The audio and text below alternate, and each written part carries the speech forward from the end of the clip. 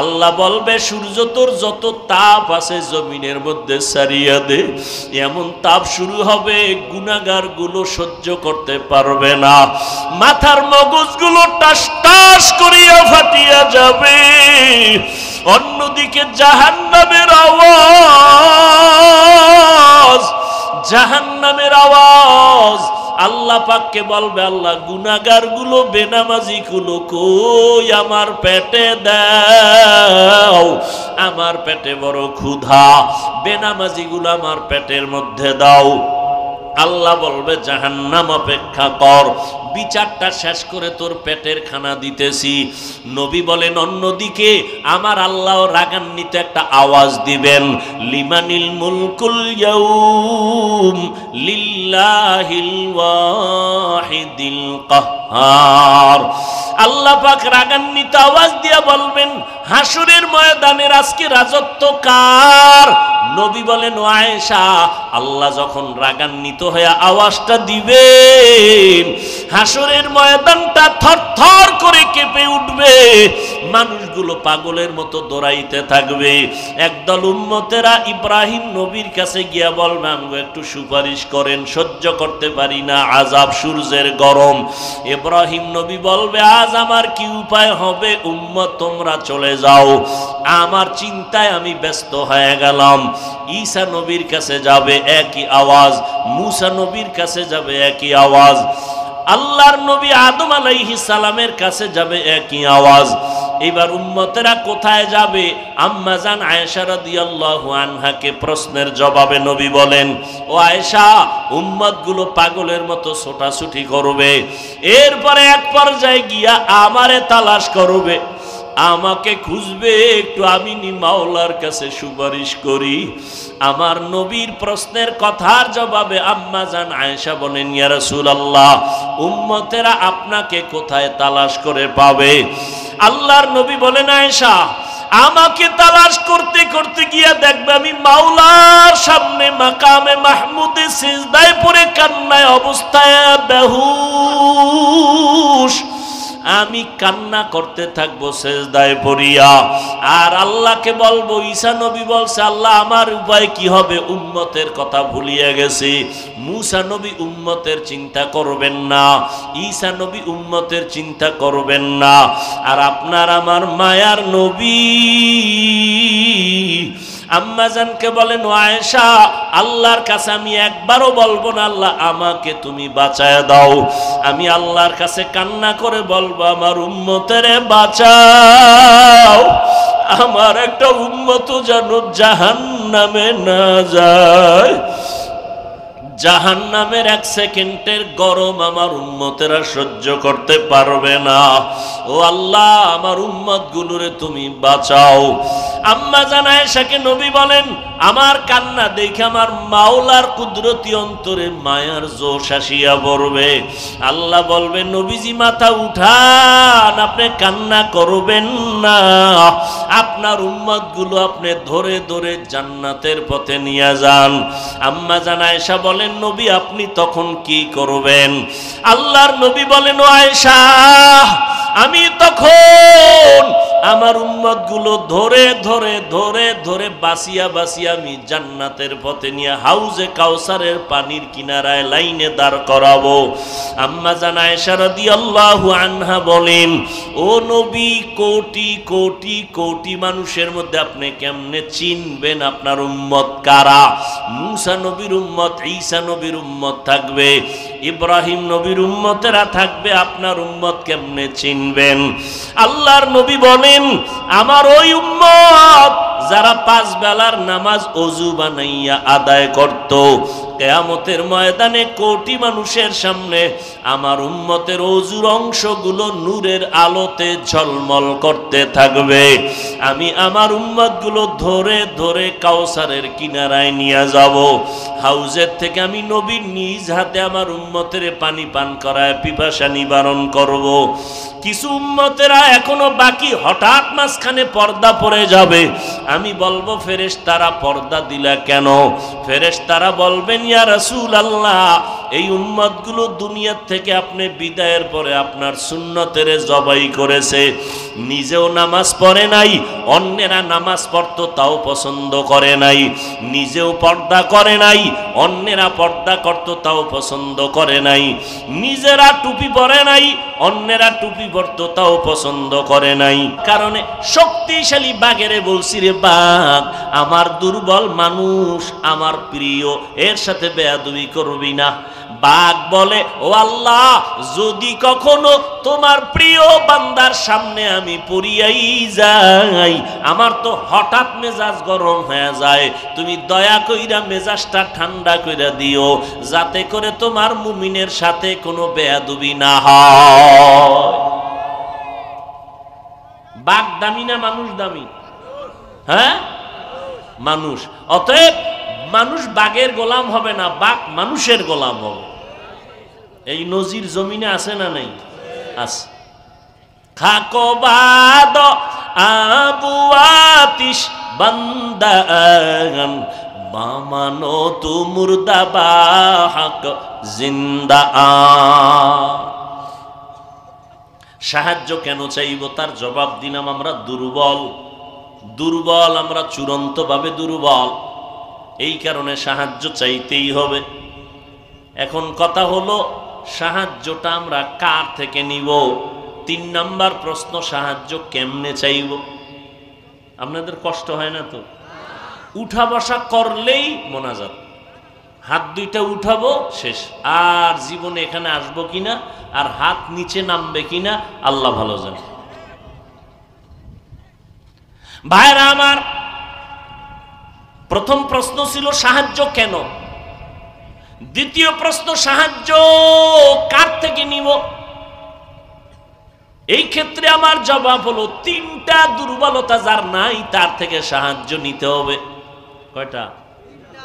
3টা দুর্বলতা যার নাই তার থেকে সাহায্য নিব।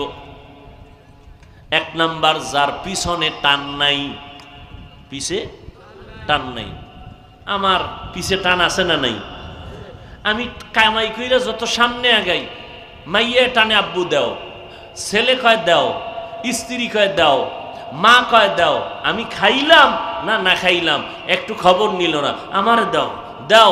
স্বামী মাথা ঘাম পায়ে ফেলে কষ্ট করে কাজ করে করে টাকা কিছু জমায়া স্ত্রীর জন্য একটা শাড়ি নিয়ে বাসায় গেছে, কত আনন্দ নিয়া। স্ত্রী কয়, এটা একটা শাড়ি হইল, আছে না নাই? যত দেয় বলে তত লাগে। তাহলে সবার পিছনে টান আছে। সাহায্য এমন ব্যক্তির থেকে চাও যার কোনো পেছনে টান নাই। 2 নাম্বার, যার কোনো অভাব নাই। সাহায্য আমরা চাইবো যার মধ্যে 3টা দুর্বলতা নাই তার কাছে। 1 নাম্বার দুর্বলতা, পিছনে টান নাই, এর কাছে সাহায্য চাবো। 2 নাম্বার, যার কি নাই? বলেন তো, পৃথিবীতে একজন মানুষ আছে কিনা যার অভাব নাই? পিসাবের নাই, এমপি সাহেবের নাই, পৃথিবীর একটা মানুষও পাবেন না যার অভাব নাই। বরং যে যত টাকাওয়ালা তার অভাব তত বেশি। গরিব অভাব 100 টাকায় সমাধান, কোটিপতির লক্ষ টাকায়ও সমাধান হয় না। রাস্তায় হাইটা রিক্সা লইলাম, রিক্সার চাক্কা নষ্ট, চেইন ভালো না, হাইটা গেছে গরিব, টেনশন নাই। বড় লোক পারবে? পারবে না। বড় লোক যত টাকাওয়ালা তত অভাবী, তত অসহায়। আবার বড় লোক কিন্তু গরিবের কাছেই বেশি অসহায়, ঠিক না? গরিবেরা যদি নদীর মধ্যে গিয়া মাছ না ধরতো, কোন চান্দুর জবানে মুখ দিয়া মাছ ঢুকতো না, ঠিক নি? সুন্দরবনের যদি মধু খাইটা না আনতো তো মধু পাইতাম না। গরিবেরা যদি ময়দানে কাজ না করতো তো বড় লোকের ঘরের মধ্যে ধানের চাল যাইতো না, গমের আটা যাইতো না। গাধার মতো কষ্ট করে গরিব, আর বড় লোকেরা জুলুম করে গরিবের সাথে বেশি, ঠিক নি? গরিবেরা যদি বড় লোকের গাড়ি না চালায় বড় লোক চলতে পারে না, ঠিক নি? গরিবেরা যদি বড় লোকের ঘরে কাজ না করে তাহলে 5 তলা বিল্ডিং টাইলস করা মোজাইক করা গরুর গোয়াল ঘর হয়ে যাবে। বাথরুম পরিষ্কার করে দেয় গরিব, জুতা মুছে দেয় গরিব, ঠিক নেই? যে যত বড় তার অভাব তত বড়। পৃথিবীতে অভাব ছাড়া কোনো মানুষ নাই। 3 নাম্বার দুর্বলতা, যার কোনো স্বার্থ নাই। কি নাই? কি ঝামেলা? কোনো ঝামেলা? ডিস্টার্ব করেন কেন ভাইরা আমার? আর একটু সামনে যাব না শেষ করে দিব? 3টা দুর্বলতা নাই। 1 বললাম যার পিছুটান নাই, 2 নাম্বার যার কোনো অভাব নাই, 3 নাম্বার দুর্বলতা যার কোনো স্বার্থ নাই। কি নাই? আচ্ছা বলেন তো, দুনিয়াতে একটা লোক যার স্বার্থ নাই আছে? আমি 2 জন পাইছি। কয়জন? 2 জন। একজন পাইছি আব্বা জান আর একজন আম্মা জান। 2 জন পাইলাম আব্বা জান আম্মা জান, যাদের কোনো স্বার্থ নাই। কিন্তু দুঃখ, এই জমিনের মধ্যে এই আব্বা আম্মাকেও দেখলাম অনেক ক্ষেত্রে তারাও স্বার্থ ছাড়া কিছু বুঝে না। আমার সোনার বাংলাদেশে অনেক মা বাবা সন্তানের জবাই করে, আছে না নাই? আবার অনেক সন্তান মা বাবারে জবাই করে, আছে না নাই? এটা কোন থানা? হ্যাঁ, কয়রা থানার ডায়েরি গিয়া তালাশ করে দেখবেন। কয়রা থানার ডায়েরি গিয়া তালাশ করে দেখবেন কত সন্তান মা বাবার বিরুদ্ধে মামলা করেছে, মা বাবা সন্তানের বিরুদ্ধে মামলা করেছে, আছে না নাই? তাহলে স্বার্থ ছাড়া কেউ নেই। গত কয়েকদিন আগের ঘটনা, আল্লাহ মাফ করেন, বাবা তার আপন মেয়েকে হোটেলের মধ্যে নিয়ে একা, আজকের রাতের জন্য তুমি আমার স্ত্রীর মতো। আরো জোরে বলেন। जिंदगी में बंदगी तू करना है, जिंदगी में बंदगी तू करना है, जिंदगी बे बंदगी शर्मिंदा है, जिंदगी बे बंदगी शर्मिंदा है। दुनिया में हो दुनिया का तलबगार न हो, बाजार से गुजर हो खरीदार न हो, दुनिया में हो दुनिया का तलबगार न हो, बाजार से गुजर हो खरीदार न हो। ये दुनिया एक मिसल कागज फूल है, ये दुनिया एक मिसल कागज फूल है, जिंदगी में बंदगी तू कर नहीं, जिंदगी में बंदगी तू कर नहीं, जिंदगी में बंदगी शर्मिंदा है, जिंदगी में बंदगी शर्मिंदा है। এরে নবীর আশিক, সাহায্য কেন চাইবো তার জবাব দিয়েছি আমরা সবাই বড় দুর্বল।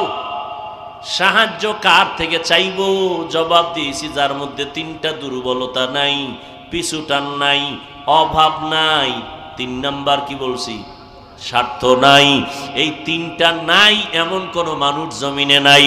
তবে একজনই আছেন যার কোনো স্বার্থ নাই, অভাব নাই, যার কোনো পেছনে টান নাই, তিনি হলেন আমার একমাত্র আল্লাহ।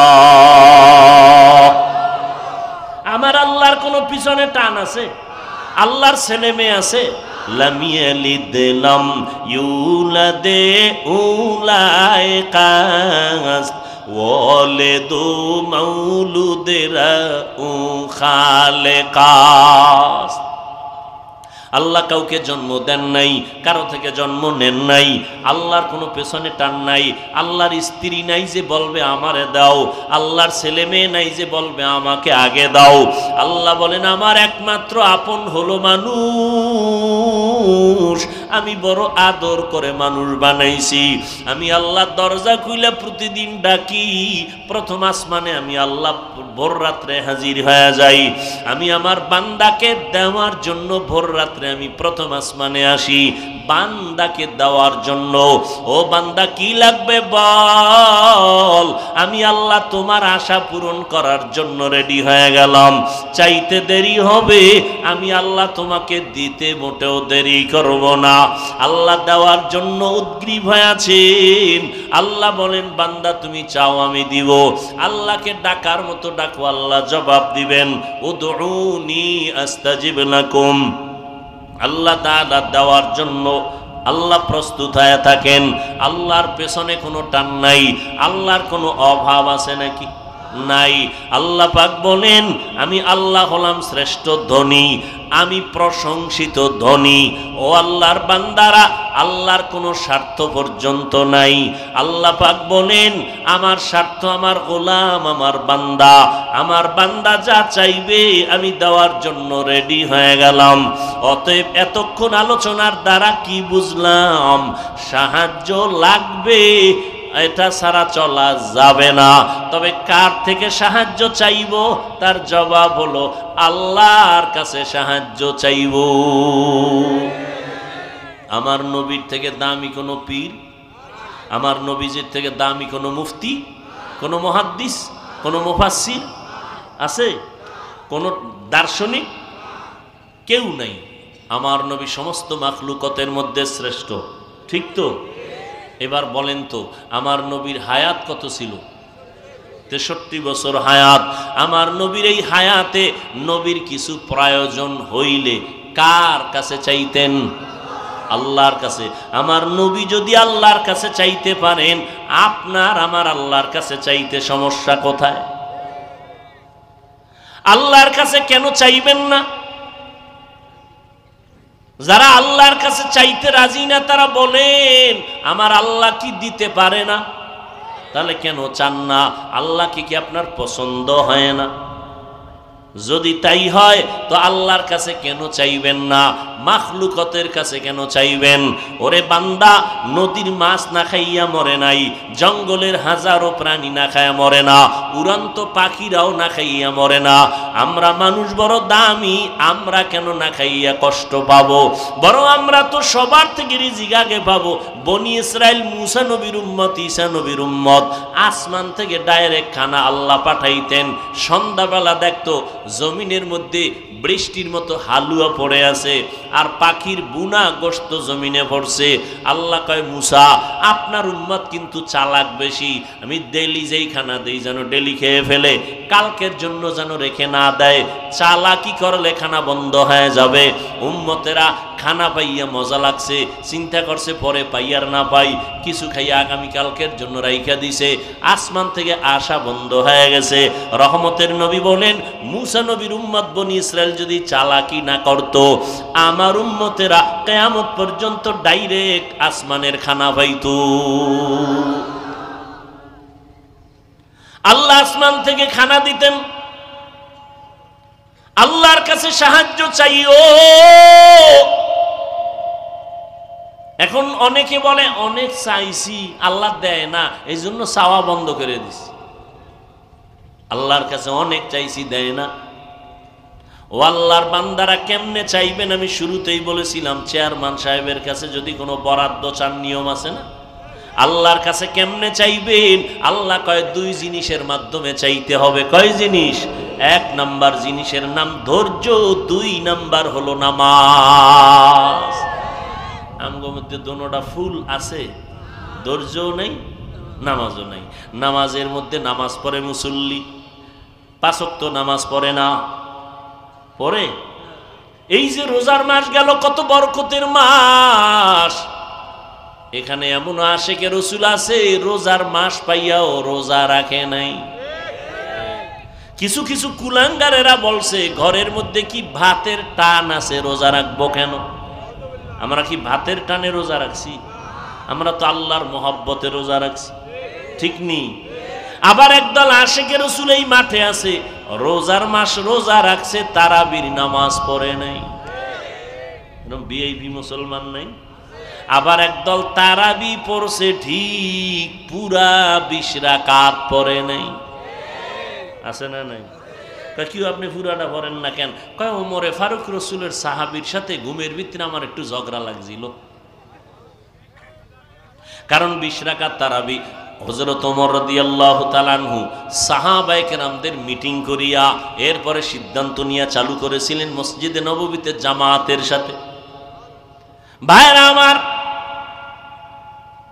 এখানে যে এত মানুষ, খেয়াল করবেন, এত মানুষ, এমন আশেকে রসুল এখানে আছেন আজকের ফজর পড়ে নাই, জহুর পড়ে নাই, আসর পড়ে নাই, মাগরিব পড়ে নাই, এশাও পড়ে নাই। এরা চিল্লাইতেছে হুজুর বয়ান বাড়ায় কইরেন, দরকারে ফজরও পড়ুন না। কেন? কয় নামাজ না পড়লেও আমাদের দিল পরিষ্কার, আমরা গাঁজা খাইলেও কোনো টেনশন নেই, নেশা পান করলেও আমাদের দিল পরিষ্কার। এরে যুবক, কয়দিন আর বাহাদুরি করবি? এমন একটা দিন নাই যুবকের লাশের খবর নাই। পানির নিচে যুবকের লাশ, ঘুমের বিছানায় যুবকের লাশ, গাড়ির চাকার তলে যুবকের লাশ। কয়দিন আর বাহাদুরি করবারে বাবা? ও যুবক আল্লাহর গোলাম, তুমিও মুসলমান, আমিও মুসলমান, তোমার আল্লাহ আমার আল্লাহ এক, তোমার নবী আমার নবী এক নাকি আলাদা? তোমার আমার কোরআন, ধর্ম, কালেমা, কাবা সব এক। দুনিয়াতে আসছি সিস্টেমও নাকি আপনারা লঙ্গি পরে আসছিলেন? সিস্টেমও এক। বিদায় বেলা কাফনের কালার হবে তাও নাকি তাবলিগ ওয়ালাদের কাফনের কালার একরকম, চরমনাই ওলাদের কালার আর এক রকম? হ্যাঁ, কে ধনী কে গরিব, কে আলেম কে মূর্খ, কে ইমাম কে মুক্তাদি, কে ডাক্তার কে রোগী, কাফনে ঢুকার পরে সবার বাহাদুরি শেষ। না কাফনের উপরে লেখা থাকবে বড় হুজুরের লাশ, সব একাকার হয়ে যাবে। কাফনের কালারও এক, কবরের সাইজও হবে। কবরে রাখার পরে বিদায় হওয়ার পরে প্রশ্ন হবে 3টা, তাও এক। আমাকে যেই প্রশ্ন, আপনাকেও সেই প্রশ্ন, বেঈমানেরও সেই প্রশ্ন। প্রশ্ন 3টা, রবের পরিচয় দাও, ধর্মের পরিচয় দাও, রাহমাতুল লিল আলামিনের পরিচয় দাও। ও যুবক বাবারা, তোমার আমার আল্লাহ এক, নবী এক, কোরআন এক, কাবা এক, ধর্ম এক, কালেমা এক। কিন্তু আজকে বাবা দেখো, আমি টুপি মাথায় না দিলে লজ্জা লাগে। আর তুমি কেমন মুসলমান যে তুমি টুপি মাথায় দিতে লজ্জা লাগে? আমি মসজিদে না ঢুকলে লজ্জা পাই, আর তুমি মসজিদে ঢুকতে লজ্জা পাও। আমি পর্দা না করলে লজ্জা পাই, তুমি পর্দা করতে লজ্জা পাও। আমি মদিনার পোশাক না পরলে লজ্জা লাগে, তুমি মদিনার পোশাক পরতে বড় লজ্জা পাও। আসলে কারণটা কি? আমার আল্লাহর আযাবের ভয় তোমার অন্তরে নাই।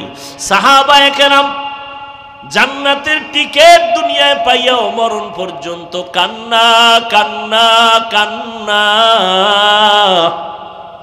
তাদের ইলম কত বেশি, আমল কত সুন্দর, তাকওয়া কত সুন্দর, ইখলাস কত সুন্দর।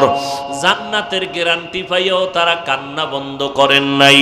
তাদের তুলনায় আপনার আমল নাই, ইলম নাই, কোনো ইখলাস নাই।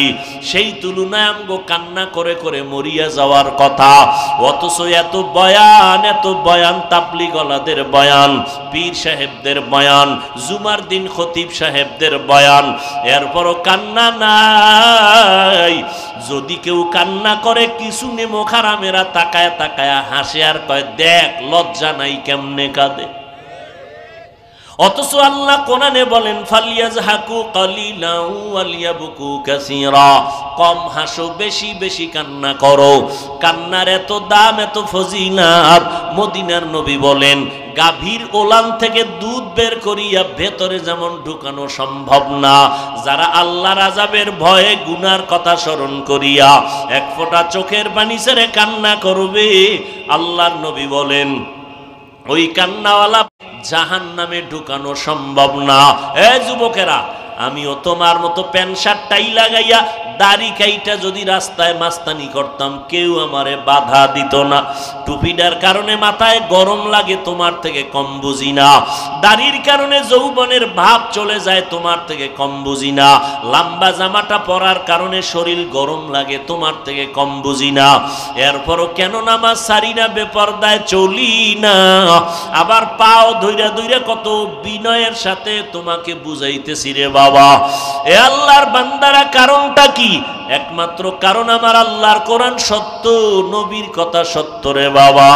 এক জাররা পরিমাণ গুনাহ নিয়া যদি কবরে যায়, আল্লাহর কোরআন সত্য, নবীর হাদিস সত্য। আল্লাহ বলেন ইন্নাল আবরারা লাফি নাঈম ওয়া ইন্নাল ফুজ্জারা লাফি জাহিম। নেক আমলওয়ালারা জান্নাতি, গুনাহ যারা করবে তারা জাহান্নামের যাত্রী। আমার মায়ার নবী আম্মা জান আয়েশা রাদিয়াল্লাহু তাআলা আনহার ঘরে বসে বসে কান্না করেন। আম্মা জান বলেন ইয়া রাসূলুল্লাহ, আপনি কাঁদেন কেন? মায়ার নবী যার কোনো গুনাহ নাই সেই নবী বলেন আয়েশা, হাসরের ময়দানে ভয়ঙ্কর অবস্থার কথা মনে পড়ে আমার কান্না শুরু হয়ে গেল। আম্মা জান আয়েশা বলেন নবী, কেমন ভয়ঙ্কর হবে হাসরের মাঠটা? আমার মায়ার নবী বলেন এই জমিনটা হবে কিয়ামতের মাঠ, আর আল্লাহ পাক রব্বুল আলামিন সমস্ত মানুষগুলো হাজির করবে, সব উলঙ্গ নারী পুরুষ উলঙ্গ দাঁড়াবে, জমিনটা সমান। একদিকে সূর্যের গরম, বৈজ্ঞানিকরা বলে 9,30,00,000 মাইল উপরে সূর্য, সেই সূর্যটা দিনে ছিল রাতে নাই, এরপরও কিন্তু গরম সহ্য করা যায় না। আর হাসরের ময়দানে সূর্য যখন নিচে নেমে আসবে, নিজেরাও জিকির করে নাই, অন্যেরা আল্লাহর জিকির করত তাও পছন্দ করে নাই। নিজেরা পাগড়ি পরে নাই, অন্যরা নবীর পাগড়ি পরত তাও পছন্দ করে নাই। নবী তখন বলেন আমি এই কথা শুই না উম্মতের তারাইয়া দিয়া বলবো সহকান সহকা লিমান গাইয়ারা মিন বাদি। ও উম্মত বেআমলওয়ালা বেনামাজিরা দূর হইয়া যাও, আমি তোমাদেরকে উম্মত বলে স্বীকার করব না। তখন আমার আল্লাহ বলবেন ফেরেশতারা এদেরকে ধরিয়া জাহান্নামের শিকল লাগাইয়া বাঁধো, টেনে টেনে জাহান্নামের আগুনের দিকে নিয়ে যাও। ও আমার কলিজার যুবক বাবারা, আমি একবারও কিন্তু চিল্লাইয়া বয়ান করিয়াও বলি নাই পাঁচকল্লি টুপি মাথায় দাও, স্কুল ছাড়ো, কলেজ ছাড়িয়া মাদ্রাসায় যাও, না হয় জান্নাত পাইবা না, একবারও কিন্তু বলি নাই। বরং আমি বলে গেলাম ও যুবক বাবারা, স্কুলে পড়ো বাধা নাই, কলেজে পড়ো বাধা নাই, চাকরি করো বাধা নাই, ব্যবসা করো বাধা নাই, ডাক্তার হও দোয়া করি, ইঞ্জিনিয়ার হও, প্রফেসর হও, তবে আমার অন্তরের দাবি বেয়াদব হইও না। তোমার আচরণে যেন কোনো আলেম কষ্ট না পায়, তোমার ব্যবহারে যেন মা বাবা কষ্ট না পায়, তোমার ব্যবহারে যেন এলাকার মুরব্বীরা কষ্ট না পায়।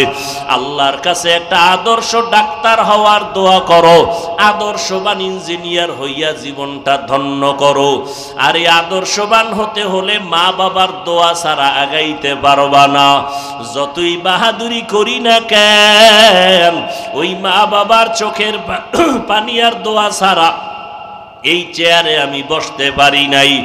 ওই মা বাবার চোখের পানি আর দোয়ার কারণে তুমি পরীক্ষায় ভালো নাম্বার পেয়েছো, ওই মা বাবার চোখের পানি আর দোয়ার কারণে তুমি আজকে টাকার মালিক, বাড়ি গাড়ির মালিক, সম্মানের মালিক। ওই মা বাবার চোখের পানি ছাড়া তুমি সম্মান পাও নাই। ওই মা বাবারে কষ্ট দিও না রে যুবক, ওই মা বাবার দোয়া নিয়ে সামনে আগাও। পেছনে যদি অপরাধ করিয়া থাকো, মনে মনে আমার আল্লাহকে ডাকো আর বলো হে মালিক,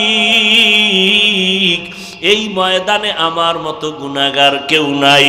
আমার গুনার কারণে আমার হাত না পাক, চোখ না পাক, জিহ্বা না পাক, অন্তর না পাক। আমার মা বাবা আপনজনেরা কেউ আমার গুনার খবর জানে না। ও আল্লাহ, কত নামাজ ছাড়লাম, বেপরদায় চললাম, কত গুনাহ করলাম, জবান দিয়ে কত গুনাহ করলাম। আজকে তওবা করতেছি, আর নামাজ ছাড়বো না, মা বাবারে কষ্ট দিব না, ওলামায়ে কেরামের বিরোধিতা করে গুনাহগার হব না, নবীজির তরিকা মানিয়া চলবো, মা বাবার দোয়া নিয়া চলবো, আল্লাহর হুকুম মানিয়া চলবো। হায়াতের মালিক আমার আল্লাহ, রিজিকের মালিক আমার আল্লাহ, সম্মানের মালিক আমার আল্লাহ।